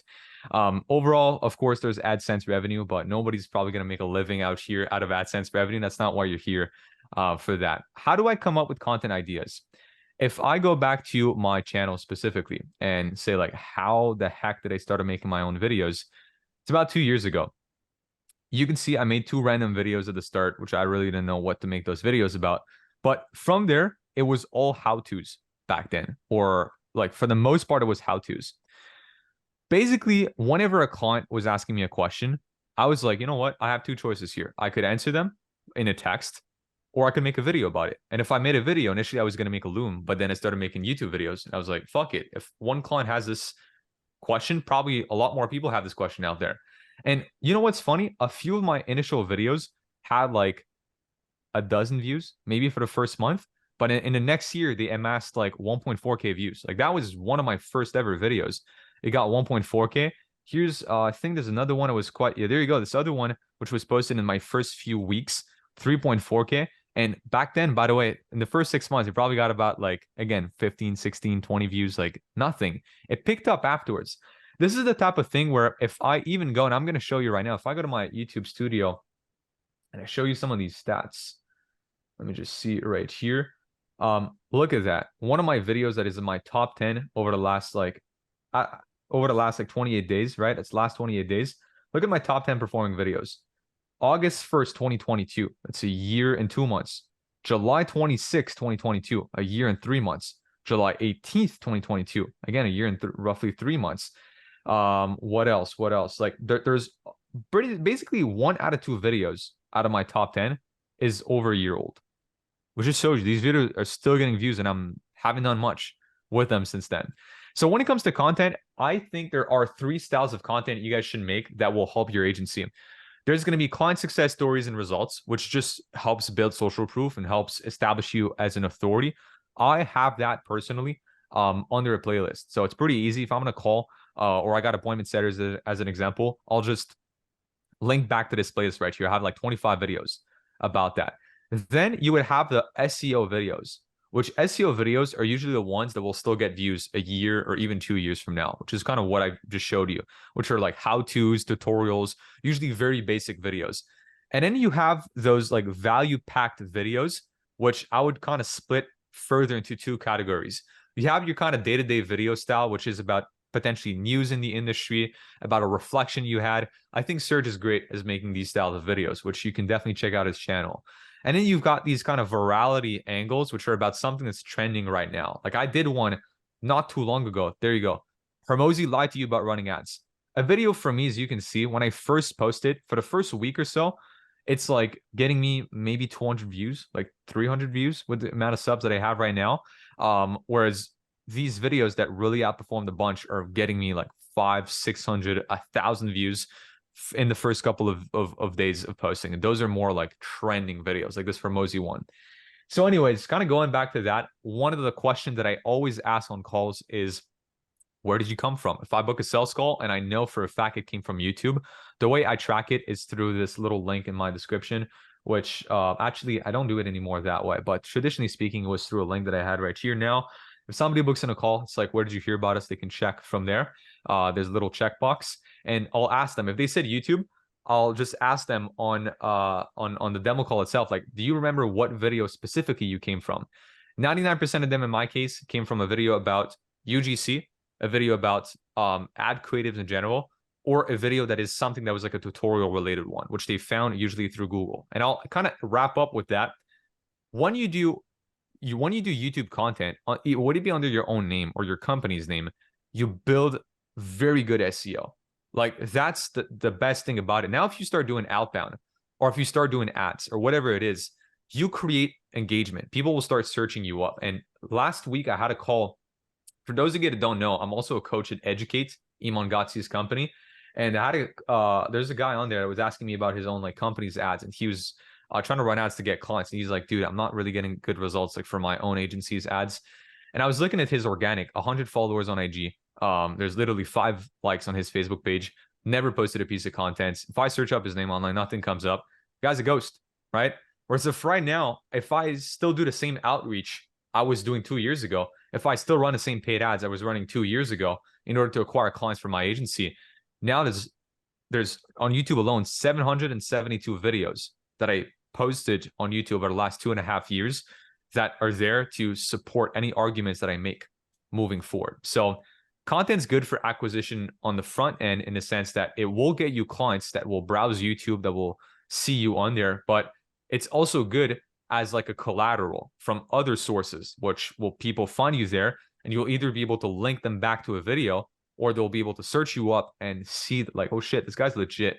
He's actually got, 700 videos out there. Like this guy must know what he's talking about. And last point is 80% of it is looking the part. Like if you see a guy with a Lambo down the street, you automatically assume this guy has money. The guy could have fucking rented that with the last limit that he had on his credit card. It could be maxed out. You don't know that. You just assume he has money. That's the same thing with online. If you look legit, if you have videos on there, if you have views, if you look professional, that's 80% of the job. People will already trust you just because you look the part. So yeah, Serge, anything specifically else that I kind of didn't get into you wanted me to touch on? I just wanted to show you for you to share just kind of like so last year, a year and a half ago, when you kind of like when you joined the $500,000, one of the things that we did is generally kind of like leveraging the trend that was going on with UGCs. Kind of like share the kind of like how your company grew in that timeline from, because I guess it was a mix of like content, but it was also just generally the messaging. It's 100%. It's leveraging. Yeah. So Yeah. I'd love to do that. Yeah. Share the numbers. Perfect. Well, Serge literally called me, I think, like 15 minutes before you guys started this call today. He's like, yo, hop on the call. And I was like, he's like, what are you doing right now? It's like, I'm actually looking at all my cold email stats and whatnot.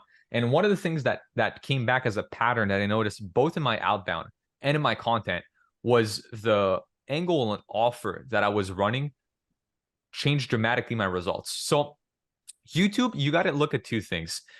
Sometimes you get a lot of views. Sometimes you'll get a lot of calls, but low views. And for me, I've noticed that more specifically with UGC. So UGC is one of these topics which really doesn't get me that many views on a video, but I kid you not, those are the videos that got me the best qualified calls with potential prospects. So what I did is when I joined the $500,000, which I think was in June 2022, I changed my entire messaging through content, through cold emails, through pretty much everything to TikTok and UGC, which back then was like really trending. And that allowed me, which on average, I was closing one deal a month, 0 to 1 deal a month before that time period. And in July, then in August, I closed 4 deals in July, 4 deals in August, and I think it was like 2 or 3 in September. And that is really what made my agency take off, honestly, last year. That was purely about an angle change. And when it came to UGC, it was a lot of things. It was showing my process, showing the results I was getting my clients through UGC, and purely also analyzing like other brands UGC out there. So if you're, let's say, don't even have clients yet and you want to do content, you can hack the authority from bigger brands in your space and just kind of like funnel hack them and detail that strategy. A bit like Serge, I think he posted a video not too long ago, which he was detailing Hermosi's strategy with Gym Launch. Serge didn't run the ads for Gym Launch, but he broke it down, which shows his understanding of the strategy, which you can do the same thing with bigger brands if you actually understand it. So that was that. Yeah, love it, love it, love it. Thanks, man. Thanks for jumping in. Yeah, awesome. But yeah, Thank you no, for having Justin runs an ecom agency and is killing it. So yeah, let's please, thank Justin for just coming through. Thanks for jumping in, man. All right, cool. So I'm just going to be going back straight to the tactical stuff. So I'm just going to show you guys real quick. So when it comes to finding your topics, most people overthink content creation in the B2B space, and most infopreneurs don't create any content, because if they did, they would run out of business, right? So we have an advantage. So as an example, if you're selling like an info product, or even most coaches, in my opinion, or most consultants, they can't really go crazy with content. So while everyone is focusing on selling information, we're going to take that same information and give it away for free. This will create a ridiculous amount of goodwill and reciprocity within our viewers. And for those who don't know what reciprocity is, so there's reciprocity. Us humans, we have a bunch of biases, right? A bias is like a shortcut to a behavior. It's like you wake up, there's like an automated thing that's going to be like, oh, well, you should go take a piss, or you should go get food, or you should or you're maybe addicted to your phone. So first thing you wake up is like you check your phone. Well, we also have other types of biases, like automated behaviors, and these are created from a bunch of like old, like from thousands of years type of feedback loops. Okay, so check this out. But this definition is: reciprocity bias describes the impulse to reciprocate actions others have done towards us. The desire to return favors, pay back debts, and treat others well could have been a decisive evolutionary advantage for us humans, as it engenders cooperation. However, reciprocity bias can also work in reverse. In response to unfriendly actions, people will deliver back other unfriendly actions.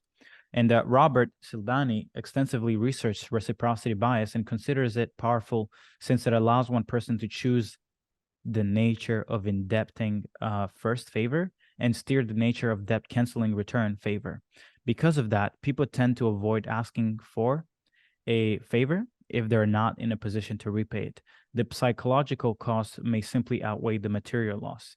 But what I want you guys to focus on is the following. If you give someone something for free, you get to choose the nature of how you will be how the indebting process will go, of what the debt canceling of that favor will go. Okay, so for me, this is how I personally do it. I personally give away the biggest insights away for free. The insights that makes me have literally butterflies in my stomach are the ones that I put out first, because the amount of goodwill it will create with the viewer will be huge enough that they may want to work with client acquisition.io afterwards. Okay, the reason why I'm spending 5 days with you guys is because I know that if I give you guys 4 or 5 days, 10 hours of my time, like, you can't fake that. You can't fake 10 hours of content. You can't fake 10 hours of material, right? But how do I come up with the actual content? Well, no-brainer content. Watching content has a cost. Therefore, just like you would have a framework to create an offer, you need a framework to create content that make it unreasonable for every person who sees it not to want to consume it. So the same way that I create offers, I also create my content the same way. So I want to walk you guys through this one, which is called solving the whole gap with content. As most of you guys know, the reason why we build and release offers is because we want to solve what? The whole gap. So the same way we're gonna do the same thing with content. And I'm about to walk you guys through this SaaS niche example. So let's say I'm trying to get into the SaaS niche, and my goal is to, let's say, build a 100K a month SaaS consulting business, or I'll try to see where I can find it. Okay, here it is.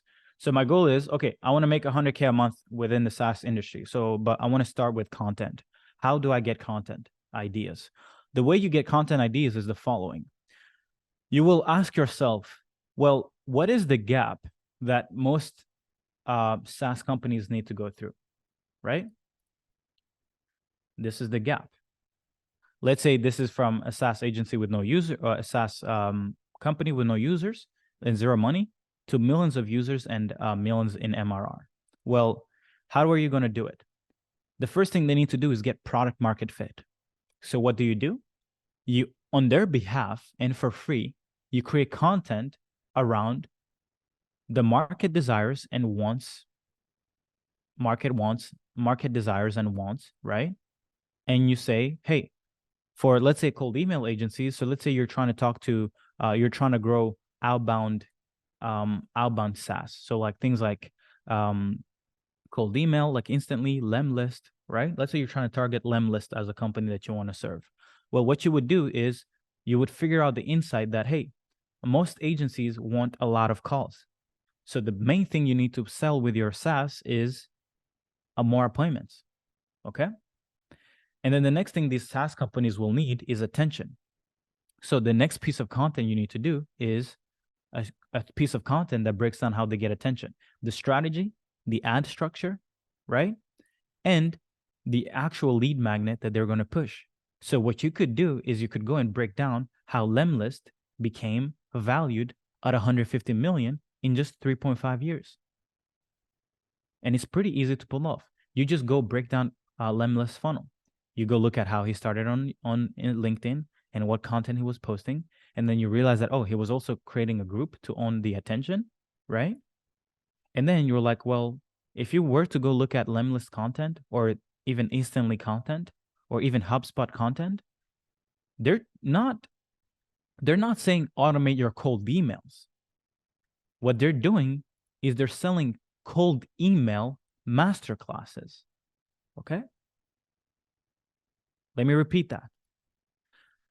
Cold email SaaS are not teaching you how to automate cold email to get attention. What they sell is the thing that you already are aware of and that you want to done, which is, I need to send a lot of cold emails.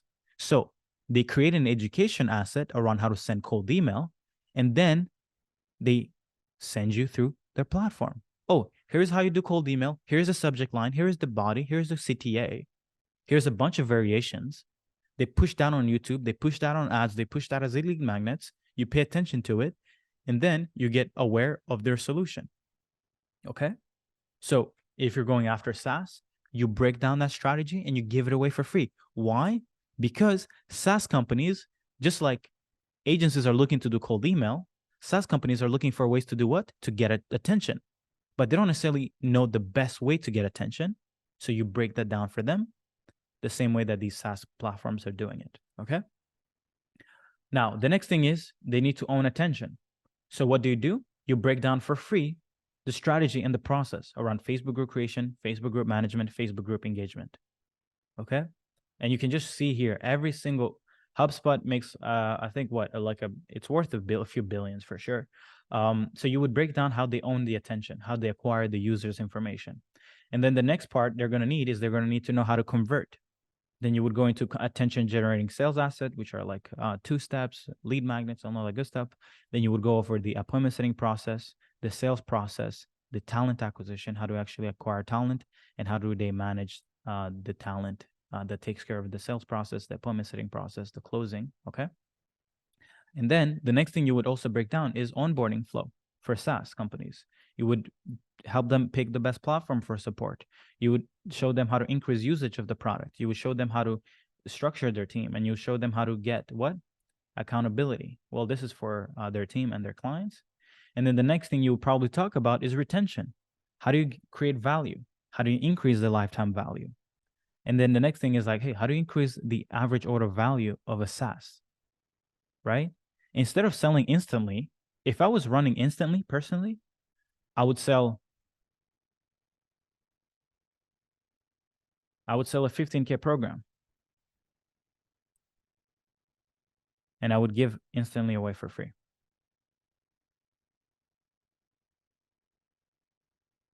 But what they're doing is the following. They're charging, I don't know, how much is instantly? $100, $200?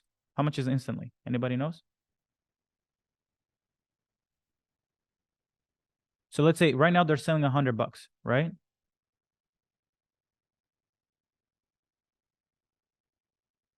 Why would you, I mean, for me, I'm not judging them. They're probably great value, right?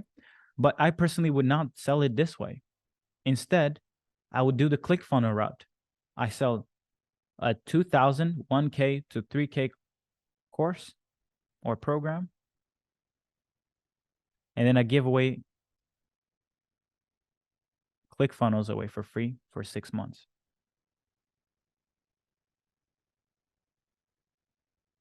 This is how you increase lifetime value on a SaaS, okay? And this is exactly what you guys do. You show them with content. You solve their problem with content for free. What that allows you to acquire is insane amounts of attention, right? And then guess what? Who do you think these people, once they're learning, when they need appointment setting, when they need paid ads, when they need Facebook group creation, when they need to ascend and increase value, who do you think they'll go to? They'll go to the person who gave them the most amount of value. Why? Because reciprocity bias. Okay? Perfect. Now, HubSpot, the way they did it, they pulled off a crazy move, which is pretty sick. HubSpot literally went ahead and created an entire academy, right? They created an entire academy, guys.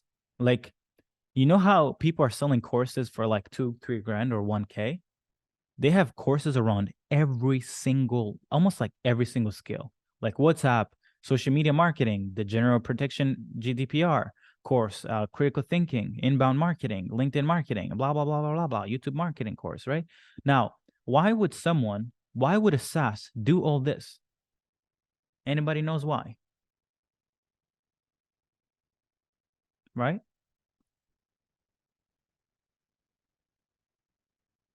Anybody knows why?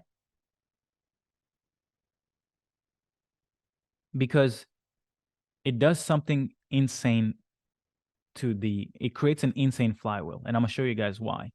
What do you think happens when these certified marketers go into companies and they start helping, 7-figure e-commerce brands? They start helping 7-figure SaaS companies. They start helping 7-figure coaching companies.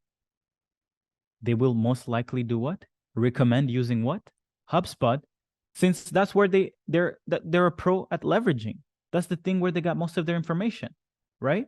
And then it creates what I call the 9-figure flywheel, where HubSpot doesn't care about people needing a CRM or choosing them as a CRM. What they do is they create their own demand, okay? And this is how it works.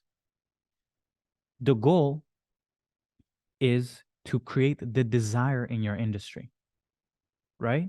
You demonstrate the thing that people want. You create the desire. And then you create awareness on the obstacle, right? And then what you do is you actually create even the solution for them for free, okay? And then the more people with the same desire, the more people who will experience the obstacle, the more people who will look for a solution, guess what? The more people who will want the implementation, right?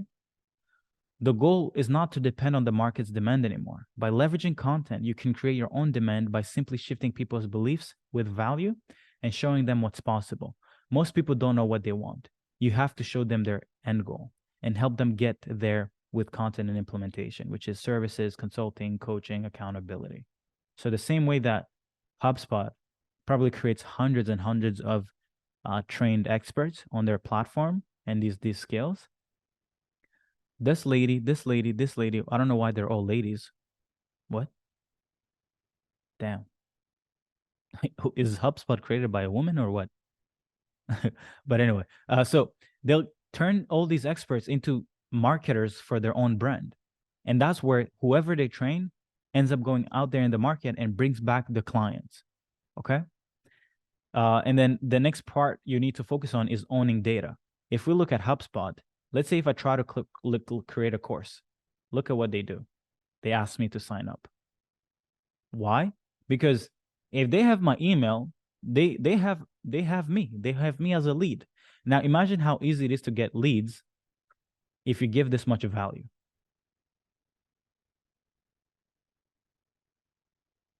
How easy is it, do you guys think, is easy for HubSpot to acquire leads? 45 pages of content, 45 pages of courses. It's insane. They probably get insane lead flow, right? So the reason why it's important to own data and not just have it stay on your YouTube channel or your YouTube, Facebook page is if you have no data around the prospect, you don't own the attention. Data allows you to reach them when you want. Your YouTube channel could get banned anytime. You'd lose years of work in a second. Think of Andrew Tate. If the platforms decide to ban all content from him, his businesses goes from $10 million a month to nothing. We want to avoid the worst situation from the beginning, right? So how are you guys going to do it? I recommend building up an email list and a Facebook group. Why both? Because one will guarantee forever access to our audience, and the other, Facebook, will facilitate prospecting and the conversion process. Okay? So what do you need to set these up? For the email list, you'll need to create the most valuable training you can come up with. Value and belief shifting via cell structure. Unfortunately, this is just for GCP clients. But if you guys are part of the Natural Born Leader, you also get other types of structure for the VSL, something more simple. Put together a value educational funnel. You guys can access the template within the Natural Born Leader community. You actually get access to our snapshot on GHL, which is free. I'm not going to show you guys the NBL community right now because it's not yet available. Like if you ever join, it's probably because someone in the community sent you the link to join, but we're not yet wanting to get too many people in there. And for better deliverability on email, I want you to send all your leads automatically from GHL to ActiveCampaign. Okay, we don't want to send our newsletter from GHL because the deliverability is pretty shit on GHL. Okay, so that's where I send my emails from. So as an example, you guys can create this value funnel, right? Page requesting someone's email, phone number, name, and then you give them the asset on the second page, and then you send them back to your Facebook group after, right? On day 3, tomorrow, I'll be covering our client acquisition infrastructure and sales process a bit more in depth, right? And then what you want to do is you want to have the link to this asset everywhere that you have an audience. If you look at the way Hormozi does it, is on all his YouTube videos, they have only one call to action. They have this one link. If you go on his Instagram, only one link sending people where? To buy his book, right? And the next thing is Facebook group creation SOP. Although this may seem unimportant at first, it is a crucial thing to get right, as it will only be appealing to your target audience, but also be easily found organically, resulting in building a bigger audience and generating more inbound leads. There shouldn't be any friction on joining or not joining. As soon as someone sees your name, banner, and description, it should immediately make them join. All group names should start with your brand, company name, immediately followed by one thing that sets you apart and gives you a glimpse of your offer. Use keywords that describe your market's biggest and most painful problem, including their desired outcome. Each word should also begin with a capital letter. As an example, agency owners, daily client acquisition for online service businesses, 10 Figs audience creation, growth secrets by Hisam, high ticket closers tribe, sales strategies for coaches and consultants, SaaS retention community by Brendan, right? And then a banner you should include a few of the main components, including a picture of you, the business owner, group name and tagline, your brand company colors, include when you'll be like hosting, let's say like a weekly live or the free gift that you want to give away. And then what you want to do is when someone joins a Facebook group, you want to be able to ask them a few questions. The first one is, what is your current bottleneck? Because you're trying to get information around what's their biggest bottleneck. And then the second question should be, hey, do you want access to this asset, which is the same thing as the same main training that you created, okay? And then you want to ask them for their email for this step. So you're also acquiring more data. And then the next step 3 is we, just let them know that, hey, we help businesses just like yourself solve this problem. Would you like, me to send you a private message? So you're asking permission to start a conversation. And then when you collect these people's email, you can't do it automatically on Facebook. So you actually will need a tool like GroupKit. And then you guys can just use this link to go and create an account. And then the frequency of creating content, just do it daily. Anything that is worth doing should be done every day. Therefore, I recommend creating something every day, even if it's just a tweet or an email that can be turned into a post.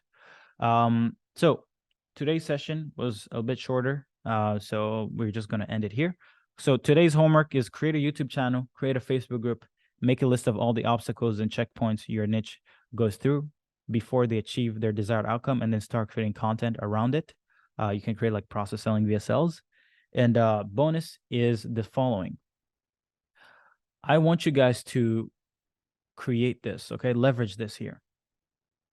So this is something that's actually pretty old, but I'm still using it till this day because it changed the way that it's like the one thing that you can create that's going to change the game for everyone who ever experiences your content, okay? It's called the Why You worksheet. And this worksheet essentially goes over a few things. Your story, because people need to be sold onto your story. You don't just want to be a marketer. You want to be something more than just someone who sells leads or helps people get appointments or close deals, okay? And then you want to do a why do people buy our service? So you want to describe who is your ideal client, describe who can benefit from your service or product.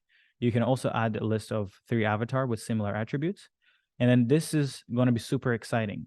You want to describe the before state of most of your customers. Like, where are they at before they start working with you? If you don't have clients, it's okay. Just make a hypothesis, okay? The points that you add here should cover the state in which you were in before you found the solution, or that your prospects are in before they experience your service. If you take a lot of sales calls, simply ask the people, hey, where are you at right now? What's your revenue? What are you struggling with, okay? And the answers to those questions are what you come and put here. You say, hey, are you struggling with this? Are you making 5K a month, 10K a month? Are you struggling with having a higher ticket offer? Are you struggling with getting attention? Are you struggling to acquire users? Are you struggling to convert your YouTube audience into appointments? Okay. Add as many points as possible. This part is crucial. If you can't describe their current situation, you won't create a sales argument, a piece of content, or any asset that resonates with your audience. You need to know them better than they know themselves. Okay. Then you want to talk about the after state. Once the customers have gone through your product or service, what happens? Same thing. You're going to add as many possible outcomes once they've actually gotten the solution. This new state should appeal to the basic desires that guide all meaningful behavior of every human being. The desires are power, independence, curiosity, acceptance, order, saving, honor, idealism, social contact, family, status, vengeance, romance, eating, physical exercise, and tranquility. Meaning, I'm not going to talk about, like Justin Lalonde went from 30K a month to 73K a month, and that's the outcome. No, that means nothing. When Justin Lalonde joined our program and went from 35K or 30K a month to 73K a month, 74K a month, what do you think that made him feel like? It made him feel like a superstar. He probably made him be able to take care of his lady, who's now his fiance, better than he could before. It probably also made him remove himself from a lot of the areas in his business and be able to hire people. And what does that do? Well, it gives him some level of status, because now he goes from being just someone who's doing everything in his business to actually having leverage. So you need to talk to the real desires. Or as an example, if let's say Justin didn't have a girl before, I could say, hey, Justin went from being a gamer who's broke, who had no girl, to making 73K a month and having a girlfriend. Now they're married. They're about to get married, right? But of course, Justin had the girl before. But just to put it in context, you want to relate the desires, the growth, to something that people actually inherently desire. The next thing you want to do is you want to talk about your competitive edge. You want to talk about things like, hey, are you, let's say like if you're pushing a build and release offer, you want to showcase the fact that, hey, the difference between us and most agencies or most consultants is we don't just try to solve one issue, we solve the whole thing, which means that the probability of achieving the outcome is higher. The effort and sacrifice put in from your end is super low, and you can get it faster than anywhere else in the marketplace, right? And then the last thing you would want to do is you essentially want to describe, in order to solve the big problem and deliver the big claim, your product service normally solves many small problems.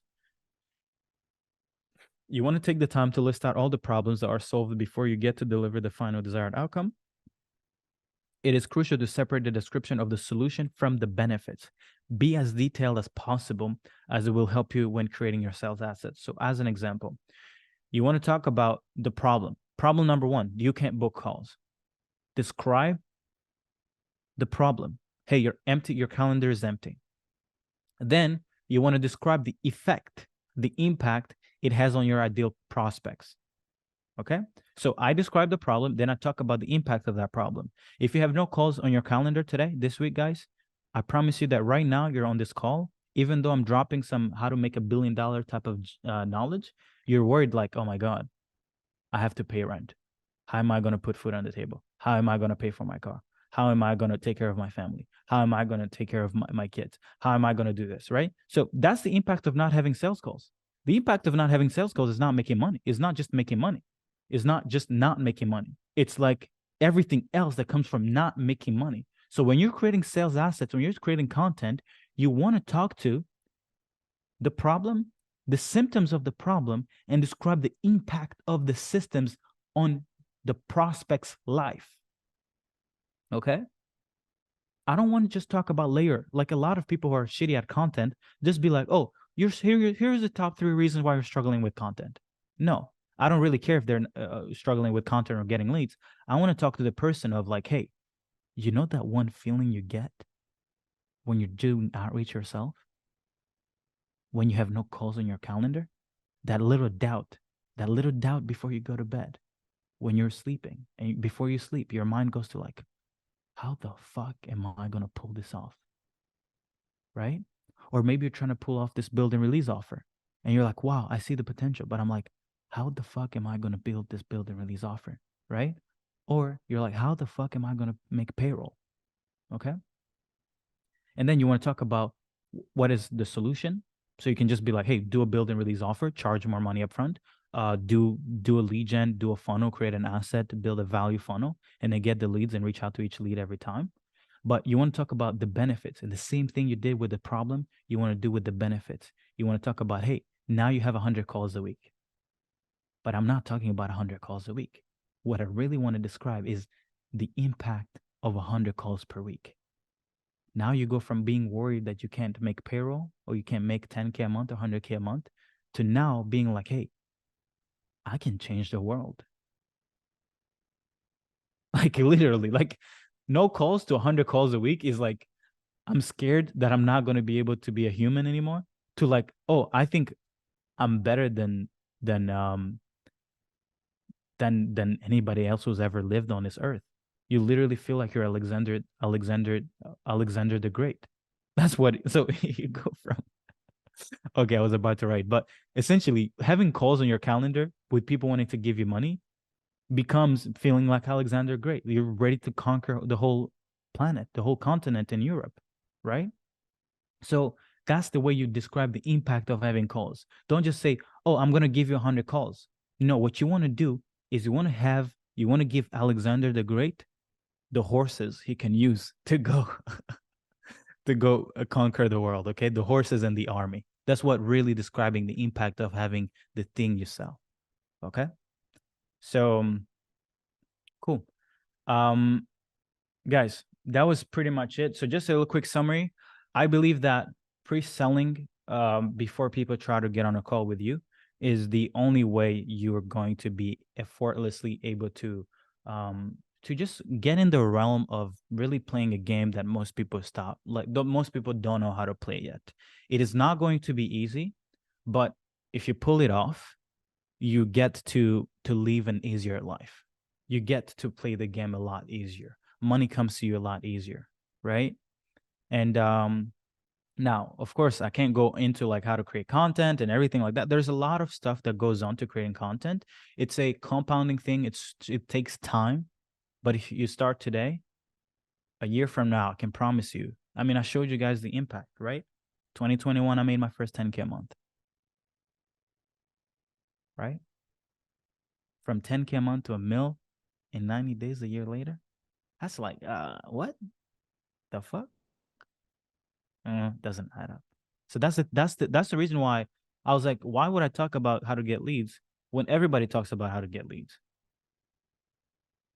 Right?